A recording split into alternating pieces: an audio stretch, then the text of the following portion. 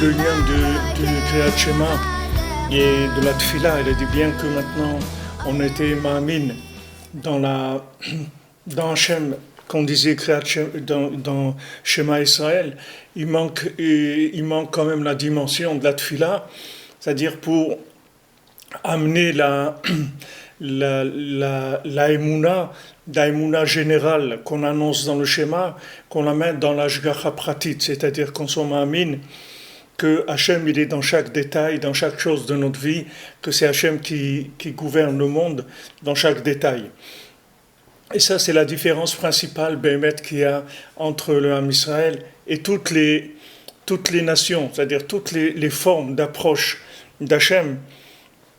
Ne parlons pas de ceux qui sont des idolâtres, c'est-à-dire ceux qui font de l'idolâtrie, parce que l'idolâtrie c'est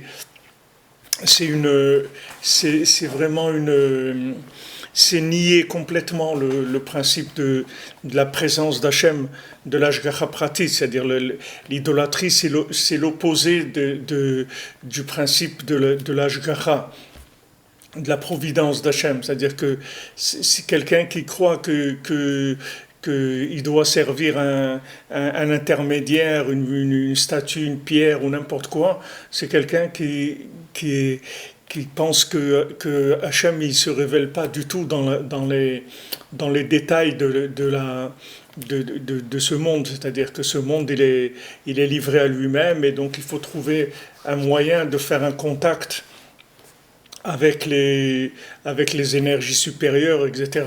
Mais même ceux qui croient en Dieu, dans les religions qui croient en Dieu, et même ceux qui sont monothéistes, ils n'ont pas le lien de l'Ashgacha pratique, c'est-à-dire qu'ils ne croient pas dans le fait que chaque détail de la vie est géré par Hachem et qu'on peut intervenir par la prière, changer les choses dans les moindres détails. Ça, c'est que le Ham Israël qui a ce da'at-là. Mais ce da'at-là, cette conscience-là, elle vient du tzimtzum, c'est-à-dire le fait que nous, on a le secret de l'approche de l'infini par les choses les plus simples du monde. C'est-à-dire qu'on est capable de servir Hachem dans les moindres détails de ce monde. C'est aussi pourquoi que dans la Torah, il n'y a pas de restriction par rapport à ce monde. C'est-à-dire que la Torah, elle utilise ce monde. C'est-à-dire qu'on utilise ce monde. Hachem, tout ce qu'il a mis dans ce monde, ce sont des moyens de communication avec lui. C'est des façons de s'attacher à lui. On n'a pas une religion d'ascétisme. C'est-à-dire que notre religion, c'est pas ça. Nous on élève, chaque chose, c'est un moyen d'élévation, de se rapprocher avec Hachem, d'être proche d'Hachem, par la nourriture, partout, tout ce le travail, l'argent, le mariage, les enfants, d'avoir une maison, d'avoir une voiture, de voyager, tout ce qu'on fait, ce sont des moyens de contact et de découverte d'Hachem. Ça vient justement du fait que on sait maîtriser la lumière, c'est-à-dire que cette lumière infinie, on a des méthodes comment l'utiliser dans des degrés très très simplifiés, tandis que les autres, toutes les autres nations, quand elles veulent s'approcher d'Hachem, c'est la grande chose, c'est-à-dire Hachem, c'est l'infini, le grand, celui qui domine tout, celui qui est plus. Mais maintenant que Hachem il est là, à côté de moi, maintenant, là où je suis, et que je peux parler avec lui, ça y a pas. Ça, ils n'ont pas ça, les gens. Pourquoi ? Parce qu'ils ont pas des outils de contraction de la lumière. Donc ils pensent que Hachem, il est inaccessible par un être humain minable, etc. Comment il va avoir accès à Hachem ? Et ça c'est une maladie, c'est-à-dire cette conception-là d'Hachem, c'est une maladie que malheureusement, même dans le Ham Israël, c'est rentré ça. Même dans le Ham Israël, il y a beaucoup de gens qui pensent qu'ils ne sont pas capables de parler avec Hachem. Ils disent, mais attends, mais qui je suis moi pour parler avec Dieu et tout. Mais que ça veut dire que tu es? Tu es l'enfant d'Hachem. Banaï Atem, vous êtes mes enfants. Qu'est-ce que ça veut dire avec qui tu es? Tu es l'enfant d'Hachem, tu parles avec ton père, c'est tout. Qu'est-ce qu'il y a de parler avec ton père? Il n'y a aucun problème. Au contraire, tu ne peux pas lui faire un plus grand plaisir que de parler avec lui. Parler avec lui, c'est d'abord le reconnaître. Il n'y a pas une plus grande chose que de parler avec Hachem. C'est la plus grande reconnaissance qui existe. Donc ça, c'est le principe de la prière par rapport au principe du schéma. Le schéma, c'est le fait d'adhérer au principe de l'existence d'Hachem de façon générale. Mais la tefila, c'est le fait que je sais que Hachem est là, présent, à côté de moi, je peux parler avec lui, n'importe quand. N'importe où, n'importe quel niveau je me trouve. C'est-à-dire que quand on voit ici, c'est-à-dire tout ce principe de tfila, les hani, c'est-à-dire la prière du pauvre, l'offrande mincha, la mincha du pauvre, c'est-à-dire l'offrande du pauvre, c'est ce principe-là. C'est-à-dire en sachant que moi je suis pauvre, c'est-à-dire que moi je suis loin. Et même loin, c'est pas encore, c'est pas, le mot il n'est pas assez fort, je suis extrêmement loin, mais Hachem, il aime mon offrande, justement de quelqu'un de tellement loin. Non seulement il aime, mais il la préfère à toutes les offrandes. Cette offrande du pauvre, du misérable, de celui qui se sent tellement loin et qui amène une toute petite poignée de farine, Hachem, il préfère ça à toutes les grandes offrandes. Même là-dedans, il y a encore une contraction et un tzimtzum de tzimtzum. Il y a celui qui va amener une belle vache pour Hachem, qui va amener un sacrifice, une belle vache, elle pèse 2 tonnes ou 3 tonnes et pour Hachem. Et il y a celui qui n'a pas, il ne peut pas amener une vache, il n'a rien du tout. Alors qu'est-ce qu'il amène? Il amène une petite poignée de farine qui est partagée en beaucoup de personnes, comme on a vu pour le korban du Homer, que c'était une poignée d'orge partagée dans tout le Ham Israël. Donc c'est vraiment quelque chose de très très petit. Et ça, c'est ce qui fait le plus plaisir à Hachem de toutes les offrandes. Alors maintenant, on te dit, mais comment c'est possible? Parce que Hachem, ce qui lui fait plaisir le plus, c'est quand les gens les plus petits, ils le reconnaissent. C'est ça sa grandeur. C'est-à-dire quand quelqu'un de tout petit, il reconnaît Hachem, alors ça veut dire que vraiment Hachem, il est extrêmement reconnaissable, c'est-à-dire qu'on peut le reconnaître là où on se trouve. C'est la preuve que la royauté d'Hachem, elle va dans les endroits les plus éloignés. Donc ça, c'est le principe de la tfila et du korban. Donc Rabbi Nathan, il dit ici, Shanu ma'aminim zot belibenu otev, aval adayin anu tzrichim avoda gdola, on est page 68 dans la première colonne vers le bas. On a besoin de faire un grand travail pour attirer cette chokhma-là du cœur, c'est-à-dire cette émouna qu'on adhère à Hachem, pour dessiner ça dans des mesures, dans les mondes, c'est-à-dire d'arriver à imaginer la présence d'Hachem dans le moindre de mes détails de ma vie, c'est-à-dire faire descendre cette sagesse-là de la Emouna dans Hachem, la faire descendre dans quelque chose de très concret, de très simple. C'est-à-dire et avec ça, de faire dominer dans le cœur les bonnes pensées qui sont le Yetzer Tov, sur les mauvaises pensées qui sont la folie, la bêtise du cœur, qui sont les mauvaises pensées, c'est-à-dire arriver à ce que les bonnes pensées, elles dominent les mauvaises pensées. Parce que quelqu'un, si vous voulez, vous allez demander à quelqu'un, est-ce qu'il croit en Dieu? Il va vous dire oui. Et vous allez lui demander, est-ce qu'il croit que c'est Dieu qui a créé le monde? Oui. Est-ce que Est-ce que c'est Dieu qui fait les grandes choses dans le monde, par exemple le climat, l'été, l'hiver, il va dire oui. Est-ce que les catastrophes naturelles, c'est Hachem qui les fait, il va vous dire oui. Est-ce que les guerres, c'est Hachem qui les fait, il va vous dire oui.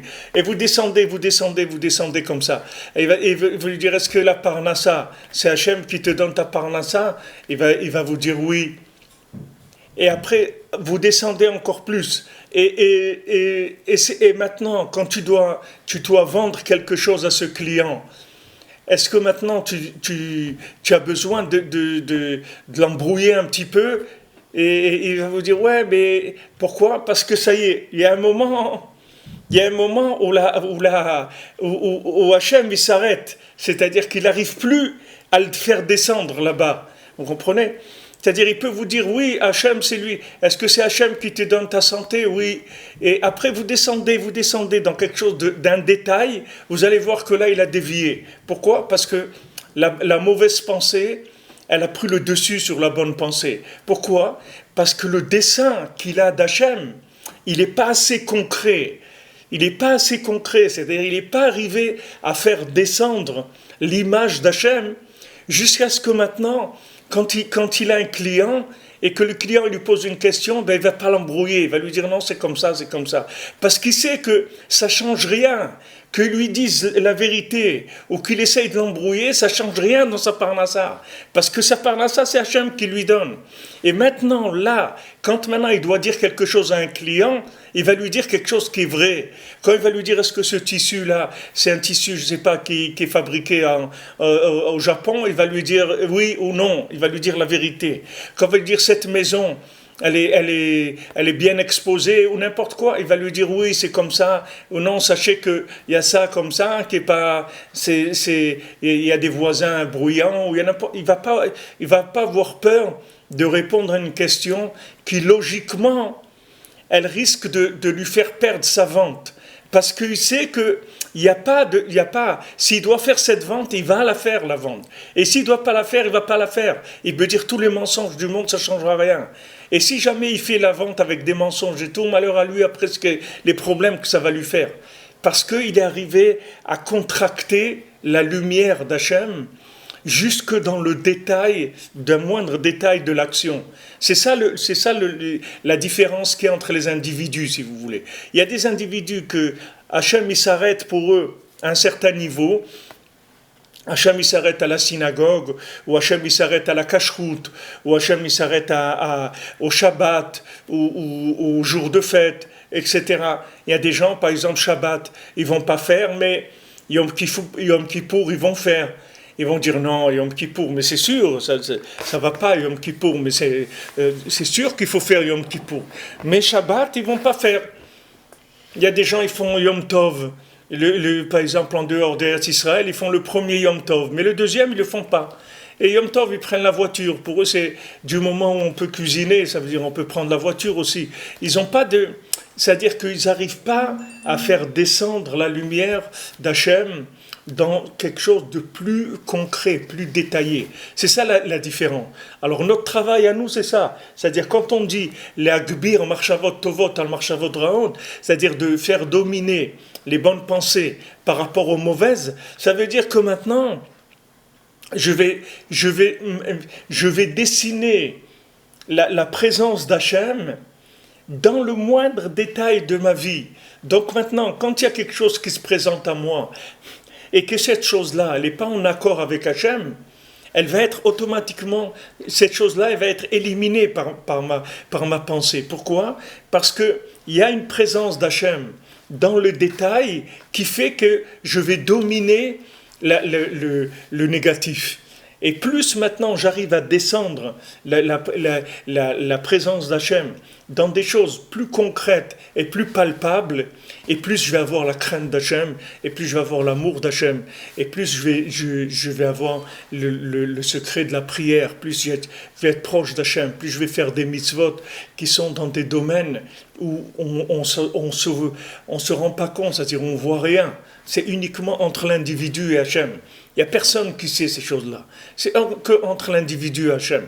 quand on dit que l'homme il a la crainte d'Hachem, dans ces endroits les plus cachés de lui-même, c'est-à-dire dans les situations les plus intimes de lui. Ça, c'est entre lui et Hachem, il n'y a personne qui sait ça. Et ça vient uniquement du degré de dessein de la présence d'Hachem, donc de degré de contraction de l'infini. Tant que maintenant, je dis, voilà, Hachem, Hachem, il aime tout le monde. Hachem, il a créé tout le monde. Tous les êtres humains sont égaux et tout le monde a les mêmes droits et qu'il y ait la paix dans le monde. Quand je parle comme ça veut dire que j'ai rien compris de la présence divine. Ça veut dire que ça donne des alibis pour que les gens ils fassent ce qu'ils ont envie de faire. C'est pour garder leur liberté et faire ce qu'ils ont envie. C'est pour ça qu'ils parlent de notions très très larges. Vous voyez, plus les gens ils ont des discours qui sont larges, et plus maintenant, ce qui se cache derrière ça, c'est que la personne elle a envie de faire ce qu'elle a envie de faire. C'est ce qu'ils appellent la démagogie. C'est-à-dire que les gens ils font de la démagogie, ils parlent très très large. Très large, et plus on parle large, et plus c'est dans les détails, pouvoir faire ce qu'on a envie de faire. Pour ça que, comme les gens qui disent, quand vous dites, vous êtes Breslev, il dit oui. Il dit non, moi je suis pas que Breslev, moi j'aime tous les tzadikim, vous savez. Moi je fais pas de différence. Pour moi, tous les tzadikim, pour moi, ils sont tous grands, ils sont tous kadosh, ils sont tous très... Mais pourquoi vous aimez tous les tzadikim? Vous dites ça, que vous aimez les tzadikim. Parce que avec ça vous donne un alibi pour pas vous engager. Maintenant, prenez un tzadik et écoutez-le, ce qu'il fait. Vous n'allez pas le faire. Alors vous dites, j'aime tout le monde. Comme ça, vous êtes tranquille. Vous restez dans quelque chose de très large, de très flou. Vous n'avez pas besoin de vous engager.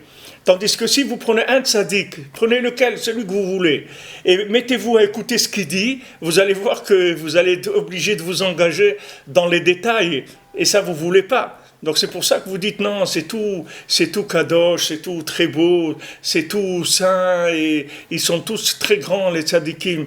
Pourquoi? C'est pour vous débiner, c'est-à-dire pour faire ce que vous avez envie de faire. C'est pour ça que vous dites ça. C'est pas du tout parce que vous aimez tous les tzadikim, c'est parce que vous avez envie d'éviter l'engagement. Tandis que si maintenant vous prenez votre responsabilité et vous dites, moi je vais m'attacher à tel tzaddik et je vais faire ce qu'il dit de faire, vous allez voir que vous allez commencer à vous retrousser les manches et vous allez devoir vous engager dans des choses qui sont très très concrètes et très pratiques. Donc il y a toujours ce danger-là, c'est-à-dire cette fuite de l'individu par rapport à la contraction de la lumière, c'est-à-dire il veut garder des zones qu'on appelle des zones d'ombre, dans lesquelles il peut lui faire sa salade, sa vie comme il l'entend. Il a envie de faire sa vie comme il l'entend. Donc il arrête lui-même la présence divine à un certain niveau, pour pas qu'elle rentre dans son intimité, pour pas qu'elle rentre dans les détails de sa vie. Alors que si maintenant il commence à s'attacher à Hachem, à parler avec lui surtout parler avec lui dans sa langue. Pas quand Rabbi Nachman il dit de parler avec Hachem dans sa langue, c'est pas maintenant pour faire des livres de prière en français, en russe ou en n'importe quoi, c'est pas pour ça. Le but c'est pas de faire des livres de prière dans la langue que la personne elle parle. Le but c'est que l'engagement par rapport à Hachem, il doit se concrétiser dans mon imagination, dans ma émouna. Il doit être tellement concret que mon rapport avec Hachem, il est dans ma langue maternelle. C'est-à-dire que c'est quelque chose, comme quand vous parlez votre langue maternelle, ça y est, vous exprimez avec tout votre cœur, avec tout ce que vous avez, parce que c'est une langue qui vous permet de maîtriser toutes les notions, d'exprimer toutes les notions, c'est-à-dire de façon claire, de façon profonde et claire et simplifiée. Donc c'est pour ça que Rabbi Nachman il dit de parler dans sa langue avec Hachem. Parce que quand on parle dans sa langue, on arrive petit à petit à concrétiser, si vous voulez, la Emouna, de manière à ce que la Emouna d'Hachem, elle devienne vivante dans notre vie, qu'elle devienne vivante dans le moindre détail de ma vie. dans les moindres détails de ma vie, là où il n'y a que Hachem et moi qui savent, c'est tout. C'est-à-dire c'est un rapport intime avec Hachem, un rapport qui est personnel. Et ça, si vous voulez, vous ne pouvez pas y arriver quand vous utilisez une autre langue qui n'est pas la vôtre. Parce que quand vous allez utiliser une autre langue, même si c'est l'hébreu, quand vous utilisez une autre langue, ça reste encore une mise en scène. C'est-à-dire que maintenant, la prière, ça se fait dans une autre langue. Donc maintenant, ça veut dire que votre langue, ça c'est pour votre vie, etc. Et quand vous devez prier, alors vous utilisez l'hébreu pour prier. C'est vrai que l'hébreu, c'est la langue la plus sainte du monde, la plus élevée, tout ce que vous voulez. Mais nous, ce qu'on veut, c'est que s'engager nous-mêmes. C'est-à-dire que nous, on veut, c'est que l'individu lui-même, il s'engage. Et pour qu'il s'engage lui-même, il faut qu'il parle sa langue. Il faut qu'il parle sa langue à lui. Parce que quand il va parler sa langue à lui, ça va l'engager au plus profond de lui-même. Donc maintenant, toute la création du monde, elle a été faite pour ça. Toute la création du monde, elle a été faite pour que la lumière d'Hachem, infinie, elle a été contractée depuis le début de la création de tous les univers pour arriver à l'individu le plus simple dans ces situations les plus banales et que là-bas il fasse régner Hachem. Il dit, regarde Hachem, je sais que tu es là, je sais que tu es dans l'autobus à côté de moi, je sais que tu es dans le taxi à côté de moi, je sais que tu es dans le travail à côté de moi, quand je travaille, quand je me promène, quand je mange, quand je dors, quand je suis dans la douche, quand je suis dans la cuisine, quand je suis n'importe où je suis, j'ai un contact permanent avec Hachem. Ça s'appelle dessiner l'infini en pensée positive. C'est-à-dire, je suis arrivé à remplir mon monde de présence d'Hachem, à remplir ma vie de présence d'Hachem, parce que je suis arrivé à le dessiner dans la moindre des situations. Ça s'appelle renforcer le Yetzer. Quand on parle de Yetzer, ça veut dire qu'on a vu dans cette Torah, quand Rabbeinu parle de Yetzer, ça veut dire de dessin. C'est-à-dire qu'on parle de Yetzer, ça veut dire Tziour, ça veut dire dessiner, ça veut dire mettre en forme. Pourquoi quelqu'un il arrive à faire une faute? Parce qu'il ne sait pas que dans cette situation-là, il y avait Hachem.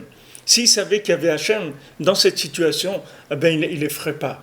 Comme disait Rav Gershon Alav Shalom, il disait que les gens qui volent et qui se font attraper, c'est des gens qui pensaient jamais qu'ils allaient se faire attraper. Mais ceux qui savent, qui depuis le début, qui risquent de se faire attraper, alors ces gens-là, ils ne se font pas attraper. Parce qu'ils savent qu'ils peuvent se faire attraper tout le temps. Donc ils font attention. C'est-à-dire ça, c'est la même chose. Qui est-ce qui peut faire une faute? C'est celui qui pense que dans cette situation, Hachem, il ne se trouve pas. Hachem, il ne se trouve pas. Ou même si vous poussez un peu plus loin, comme ils disaient les Breslevers, que maintenant, si tu as envie de faire quelque chose, et tu ne sais pas si tu dois le faire ou pas, alors maintenant, pose-toi la question, si tu te trouves devant maintenant le tribunal céleste, en haut, devant Beldishema, là, et tu leur décris la situation, tu leur dis, voilà, maintenant il y a ça et ça, je ne sais pas si je dois faire ça et ça. Si maintenant tu arrives à répondre devant un tribunal céleste en haut de tzadikim et leur expliquer que ce que tu vas faire c'est bien et tu arrives à défendre ton point de vue, il n'y a pas de problème. Et si tu vois maintenant que devant eux, tu n'arrives pas à défendre ton point de vue, alors laisse tomber, ça veut dire que tu ne dois pas le faire. Parce que maintenant, il y a des choses qu'il n'y a que toi qui les connais, il n'y a personne d'autre qui les connaît. Donc maintenant, ça, si tu veux, ton rapport avec Hachem, il va augmenter la conscience d'Hachem dans le moindre détail de ta vie. C'est ça qu'on recherche. Et ça va donner, ça va éliminer la folie qu'il y a dans le cœur. Parce que la folie qu'il y a dans le cœur, elle vient du fait qu'on n'a pas amené la présence d'Hachem dans ces endroits-là. Comme le Ham Israël dans le monde, pourquoi ceux qui ont voulu Hachem Ishmor, Marshemam détruire le Ham Israël, c'est qu'ils ont dit le peuple juif c'est la conscience du monde. C'est-à-dire quand on voit un juif, on voit qu'il y a Hachem dans le monde. Et ça dérange. Parce que c'est un trouble fait. C'est un trouble fait. Le juif c'est un trouble fait. Pourquoi? Parce que le juif dans tout ce qu'il fait il s'arrête. Les Juifs, il y a un moment où ils s'arrêtent. C'est Shabbat, il arrête. C'est la cacheroute, il arrête. C'est le mariage mixte, il arrête. Voilà, il s'arrête. Il y a un moment où il s'arrête. Ça, le fait qu'il s'arrête, ça veut dire, voilà, il y a une limite. Ma limite, elle est là. Moi, je peux manger avec toi tout ce que tu veux et tout. C'est pas cachère, boum, ça s'arrête. C'est fini.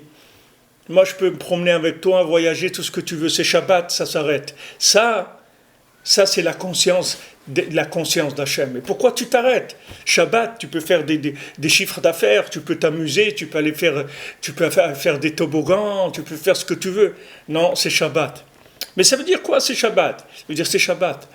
Mais c'est quoi ça veut dire que Shabbat? C'est quoi cette conscience-là? Comment tu peux t'arrêter un jour de travailler, de faire de l'argent, de toucher ta voiture, de l'internet, tout, sur la parole d'Hachem? Parce qu'Hachem, il a dit ça, il dit oui. Mais comment tu peux adhérer à ça? Parce que tu ne sais pas que je le vis. Tu ne comprends pas que je vis cette chose-là.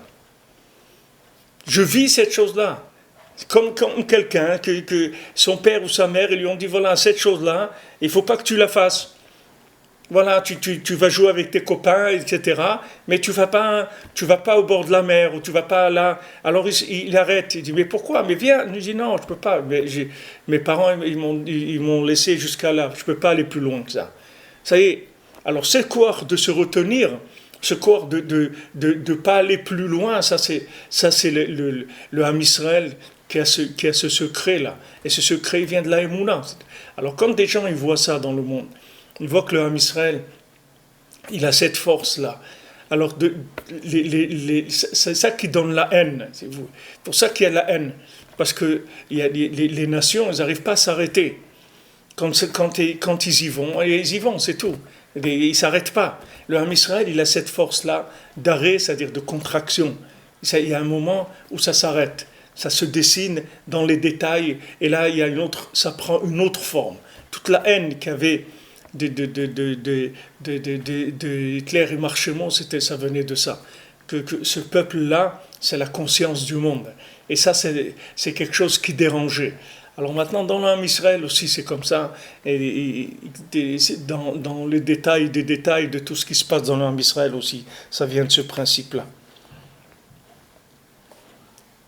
La avodat Hashem itbahar be'adraga ou be'mida. Donc maintenant, nous, on sert Hashem de façon progressive et de façon mesurée.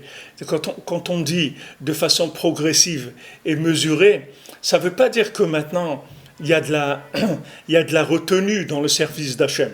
Les gens, ils prennent ça comme étant, si vous voulez, quelque chose de moins. Quand on dit, voilà, quelqu'un, il va avancer de façon progressive et de façon mesurée, alors on croit qu'il ne veut pas avancer beaucoup. C'est le contraire. C'est le contraire. C'est parce que comme il veut avancer beaucoup, alors il avance doucement, parce qu'il veut avancer beaucoup. Tandis que celui qui ne veut pas avancer beaucoup, il va avancer très vite, parce que Dafka, il ne veut pas avancer beaucoup. Mais celui qui veut avancer beaucoup, il va soigner les moindres détails de ce qu'il fait, parce qu'il veut avancer beaucoup. Donc dans le moindre détail de ce qu'il vit, il va mettre Hachem dans sa vie. Donc c'est sûr qu'il va aller doucement. Comme il a dit Yaakov à Esav, il dit, moi je peux pas. Toi t'es un bonhomme, t'as rien dans ta vie, tu cours toute la journée. Mais moi, j'ai 4 femmes, j'ai des enfants, j'ai des troupeaux. Ça, je peux pas courir, moi. Moi j'ai des engagements dans ma vie, je dois aller doucement. Je peux pas courir. Toi tu peux courir parce que tu es un bandit, mais moi je peux pas courir. Alors maintenant dans l'avodat Hashem, quand on voit quelqu'un, il veut avancer très vite, etc., il fonce, il va très vite. Tout le nian qu'il va très vite, ne croyez pas c'est parce qu'il va avancer. Au contraire, c'est parce qu'il ne veut pas avancer. Celui qui veut avancer vraiment, il va doucement. Il s'occupe de chaque détail, il le fait comme il faut. Comme c'est écrit dans Shulchan Aruch, que la hirat shamayim de quelqu'un, on la voit dans les détails. La crainte d'Hachem de quelqu'un, ça se voit dans les détails. C'est pas dans les grandes lignes.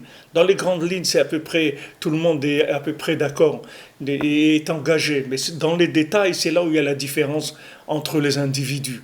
Combien quelqu'un, il est arrivé à faire régner Hachem dans les détails de sa vie. Donc quand quelqu'un il veut avancer doucement, il ne faut pas le juger comme c'est quelqu'un qui ne veut pas vraiment avancer. Au contraire, il avance lentement parce qu'il veut vraiment avancer. vraiment avancer. Et chaque pas, il va faire régner Hachem dans sa vie, et après il va faire un autre pas, et il va faire régner Hachem dans sa vie. Et comme ça toute la journée, toute sa vie, il va faire que avancer progressivement. Progressivement. Il va aller doucement. Le fait qu'il va doucement, c'est pas parce qu'il veut pas avancer, c'est le contraire. C'est parce qu'il veut avancer, mais il veut avancer entièrement, c'est-à-dire il veut être vraiment entièrement dedans.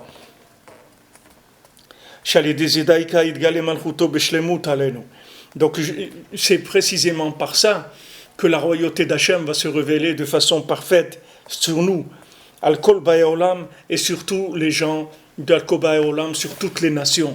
C'est comme ça qu'on va avancer. C'est-à-dire que quand maintenant on arrive à faire régner Hachem dans le moindre détail, ça va communiquer au monde l'existence d'Hachem. C'est-à-dire que maintenant, quand vous arrivez à faire régner Hachem dans la moindre de vos pensées, dans la moindre de vos actions, ça amène dans le monde une connaissance d'Hachem qui est beaucoup plus populaire, beaucoup plus divulguée, beaucoup plus mise à la disposition du public, que si maintenant vous passez Hachem comme étant un Dieu qu'on sert en étudiant que 14 heures par jour, en priant 14 heures par jour, en jeûnant toute la semaine, etc. Ça, ce sont des choses qui sont très élevées et qui ne concernent pas tous les communs des mortels. Mais quand vous arrivez maintenant, dans la moindre de vos pensées, dans le moindre détail de votre vie, de couronner là-bas, de mettre la couronne d'Hachem, c'est-à-dire que dire « je fais ça parce que Hachem il veut que je le fasse », ou je ne le fais pas parce qu'Hachem ne veut pas que je le fasse. Dans un petit détail, là, vous divulguez Hachem, là, vous diffusez Hachem au niveau populaire. C'est-à-dire ça devient quelque chose qui est accessible à tout le monde. C'est ce qu'il dit ici à Kol Ba'olam, c'est-à-dire toutes les nations, tous les êtres humains. וזה בחינת פרשיות של קריאת שמע שאומרים אחר כך ואהבת והיה עם שמוע. C'est ça le principe des parachiotes, des sections qu'il y a dans le Kriyat Shema qu'on dit après.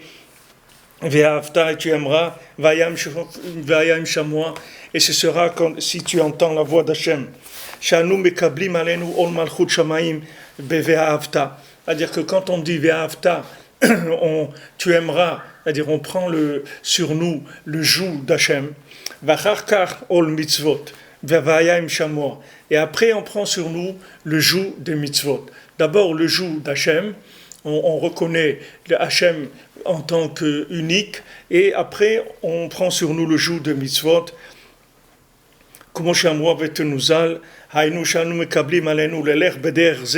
C'est-à-dire que nous, on prend sur nous d'aller sur ce chemin-là. C'est-à-dire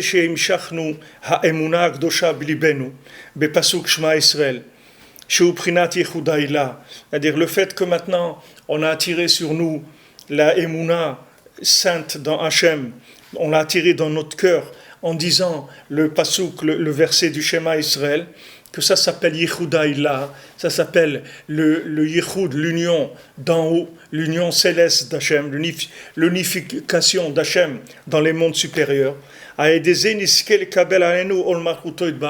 Grâce à ça, qu'on ait le mérite maintenant de prendre sur nous le joug de la royauté divine, qu'on prenne sur nous le joug des mitzvot, de faire très attention, de nous garder énormément des mauvaises pensées. C'est ça qui est écrit, faites attention, gardez-vous, faites très attention, que votre cœur il se fasse pas séduire et que vous vous éloigniez d'Hachem. C'est-à-dire que c'est là où on arrive, c'est là où on va arriver au croisement des chemins. C'est-à-dire que maintenant, quelqu'un il va dire qui croit en Dieu, etc. Il va manger kasher, il va faire des choses. Et quand il arrive dans des yanim de machloket, des yanim de lashon hara, dans des yanim de gezel, alors là, les gens, il n'y a plus rien. Il n'y a plus de Dieu, il n'y a plus rien du tout. Ça y est, le Dieu s'est arrêté au porte-monnaie. Il s'est arrêté à la bouche, il s'est arrêté à l'honneur, il s'est arrêté à tout ce qu'on veut. Ça y est, les gens commencent à parler, à se disputer à dire des choses horribles les uns sur les autres et à faire des choses terribles. Pourquoi? Parce que quand ça arrive au niveau de la pensée, de la pensée qui est mauvaise, c'est autre chose complètement. Donc maintenant, ce qu'on demande, c'est que ce schéma qu'on a fait quand on a dit Shema Israël, que c'est tellement beau qu'on a reconnu l'unité d'Hachem, que Hachem il est unique, que dans les détails de notre vie aussi, il soit unique, que dans notre pensée, il soit unique, et qu'aucune pensée qui puisse nous détourner à aucun moment de l'attachement à Hachem. Il n'y a aucune pensée qui va nous détourner de ça. On va voir que le bien, on va chercher que le bien, et il n'y a rien de mal qui va attirer. Dès qu'il y a une mauvaise pensée qui arrive, on la rejette automatiquement parce qu'on est soumis à Hachem dans les détails de notre vie. Alors il dit ici, de garder méod beaucoup, de faire attention aux mauvaises pensées. C'est ce qui est écrit que la Torah nous met en garde.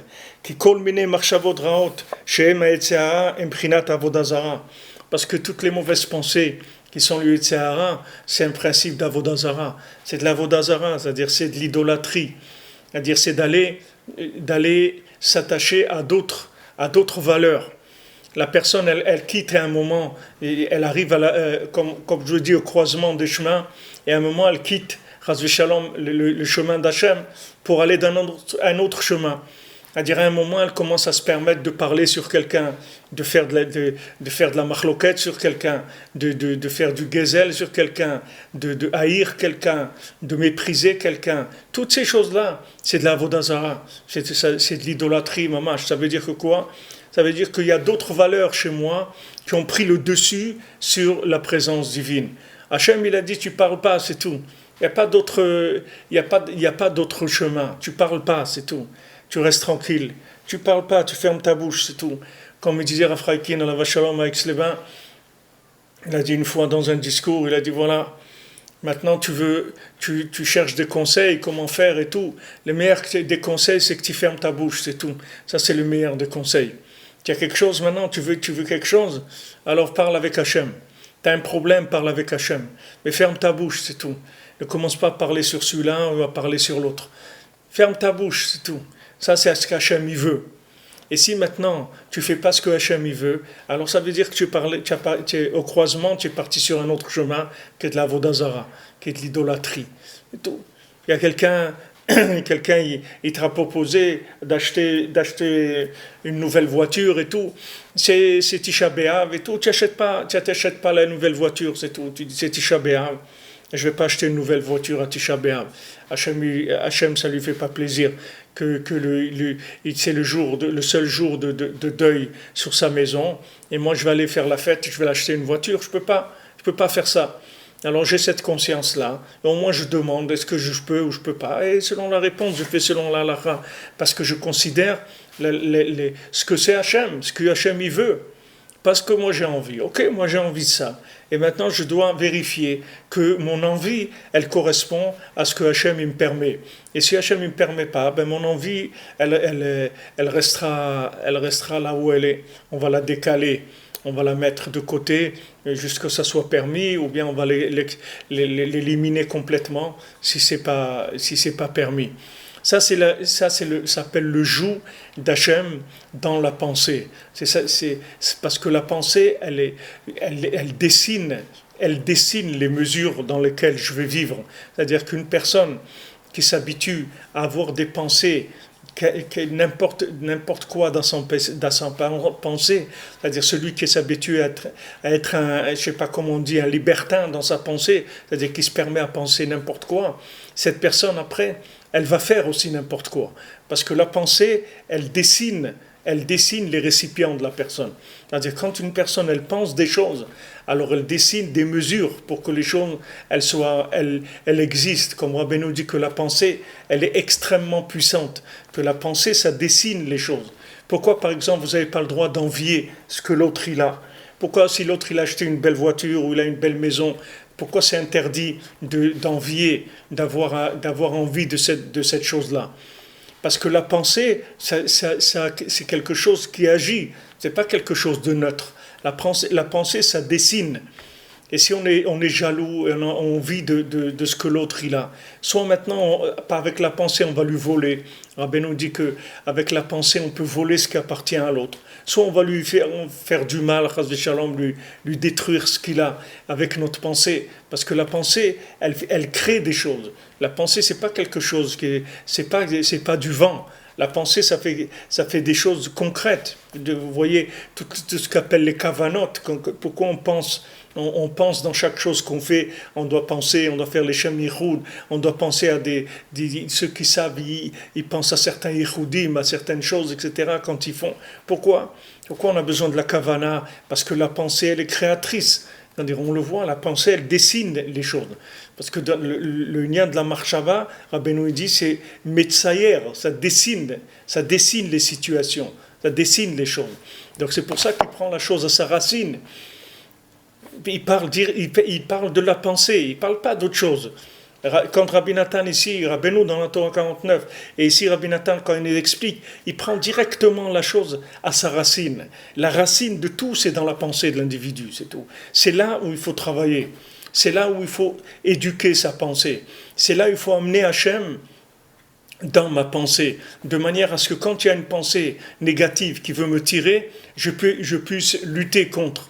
Pourquoi? Pour dessiner une vie d'attachement à Hachem. Pour que ma vie, ça soit une vie d'attachement à Hachem. Parce que du moment où j'ai maîtrisé ma pensée, du moment où j'ai gardé ma pensée en accord avec Hachem, alors ma vie, ça va être une vie d'attachement à Hachem, et c'est une vie qui va révéler la royauté d'Hachem dans le monde. Alors, il dit ici que toutes sortes de mauvaises pensées qui sont liées de Sahara, c'est mamash avodazara, comme je me vois au makom acher, comme c'est écrit ailleurs. Omrim parashat tzitzit, prinat techelet de'achlekola. Et après, on dit la paracha des tzitzit, que la paracha des tzitzit, c'est achlekola, c'est mamash, la royauté d'Hachem, qui va détruire toutes les idolâtries, toutes les pensées étrangères, etc. Ça va éliminer tout le mal. Aval ve'atem advekim, mais vous qui êtes attachés à Hachem, c'est-à-dire que maintenant le principe des tzitzit, c'est que ou item otos chartem kol mitzvot Hachem. Quand vous allez voir le tzitzit, vous allez vous rappeler de toutes les mitzvot d'Hachem, parce que maintenant le tzitzit, comme c'est une contraction de la lumière divine, tout le nian des fils des tzitzit, c'est une contraction de la lumière. La contraction, il y a 8 fils, dans les 4 coins, ça fait 32, c'est le gamatria du lève, des pensées qu'il y a dans le cœur. C'est-à-dire, quand quelqu'un il porte des tzitzit, c'est pour s'envelopper d'une protection, d'être toujours avec Hachem. C'est pour ça qu'il met les tzitzit, parce qu'il a envie que son cœur, il reste avec Hachem. Donc il se protège, il met ses 8 fils dans chaque coin de lui-même pour rester attaché avec Akadosh Baruch Hu dans toutes les situations. Et lui, il peut voir Hachem. Ve'atem advekim b'Hashem Elokechem chayim kulechem hayom. Et vous pouvez être attaché à l'infini et vous restez vivant. Et ça ne vous détruit pas. Pourquoi? Parce que vous avez le secret de la contraction de la lumière. Donc vous pouvez voir l'infini et en restant vivant. Tandis que celui qui n'a pas le secret de la contraction de la lumière, quand il va vers la lumière, elle le détruit complètement.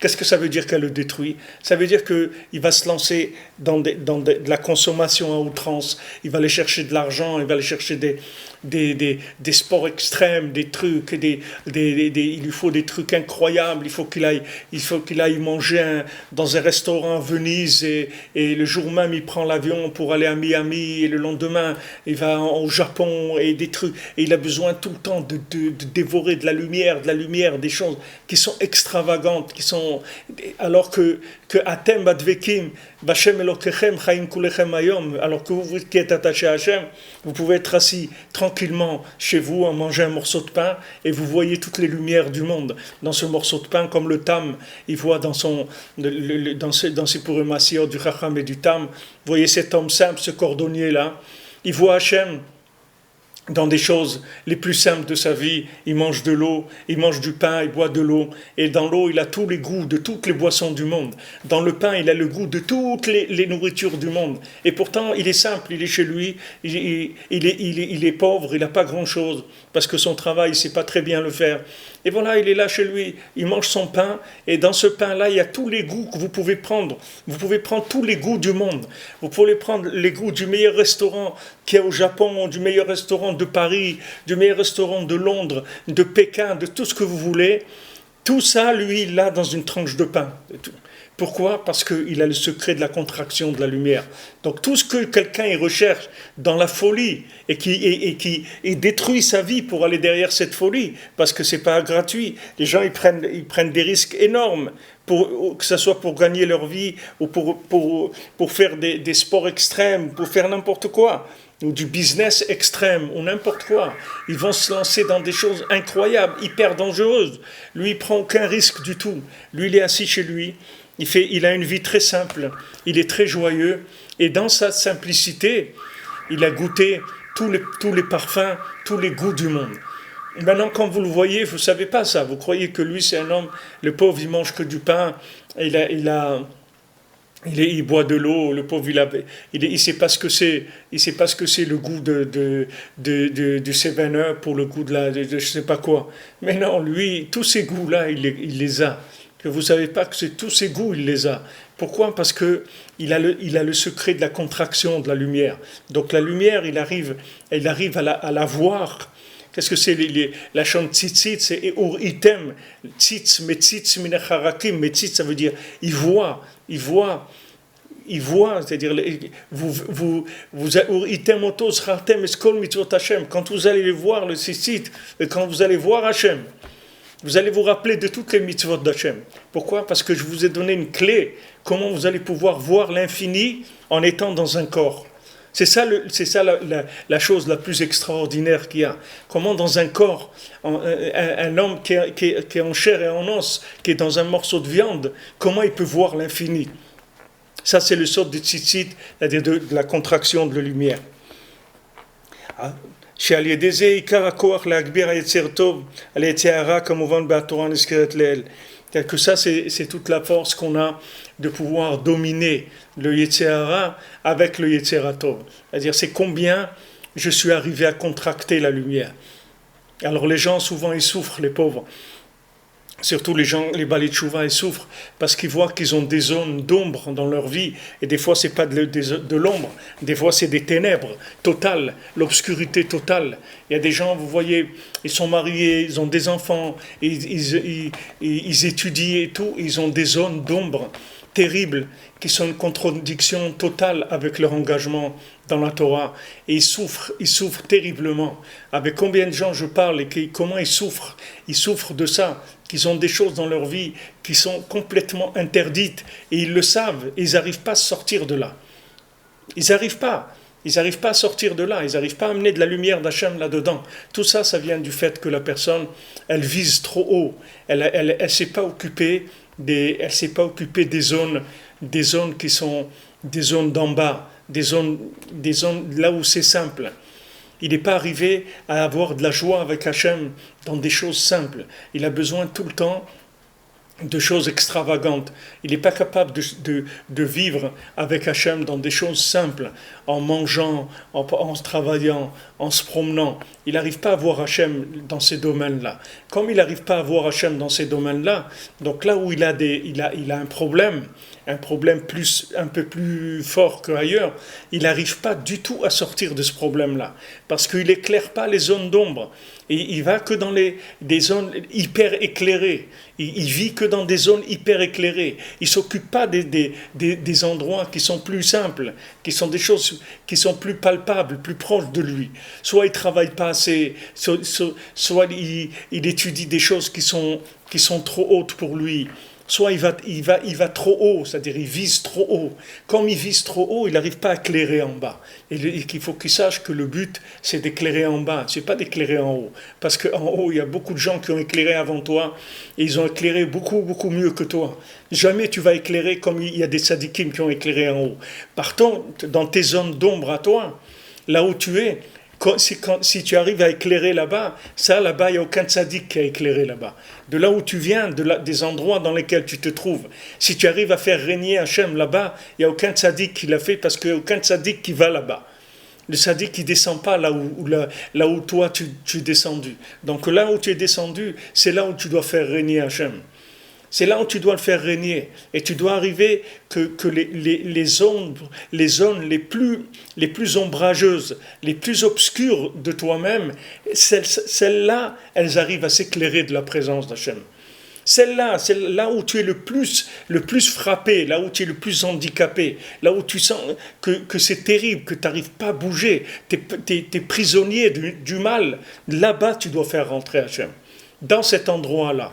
Comment? Voilà, c'est toute cette Torah-là qu'on étudie, c'est pour arriver à ça. C'est-à-dire comment, avec le dialogue avec Hachem, comment en contractant la lumière, je vais arriver à éclairer. Le jour où je verrai qu'il y a un peu de lumière qui rentre dans ces zones d'ombre, alors il faut savoir que c'est ça la tchouva. C'est ça la tchouva qui a commencé. La tchouva, elle a commencé quand je suis arrivé à mettre le yud dans le dalet, à faire he, comme on a dit, tchouva c'est tashuv he, tu ramènes au he, c'est-à-dire que maintenant tu prends dalet, qui est dal, qui est la pauvreté, tout ce qui est le plus pauvre chez toi, tout ce qui est le plus dal chez toi, c'est-à-dire ce qui est le plus délaissé chez toi, et là-bas tu rentres le yud de la chokhma d'Hachem, dans les endroits les plus sombres, donc là-bas tu prends le yud, tu le mets dans le dalet, avec ça tu fais le he, tashuv he, ça y est, tu as remis le he en place, tu as fait régner Hachem dans ces endroits-là. Ça c'est le but de chacun d'entre nous. C'est de faire régner Hachem dans les endroits les plus ombrageux de notre personnalité. Chacun, il est comme il est.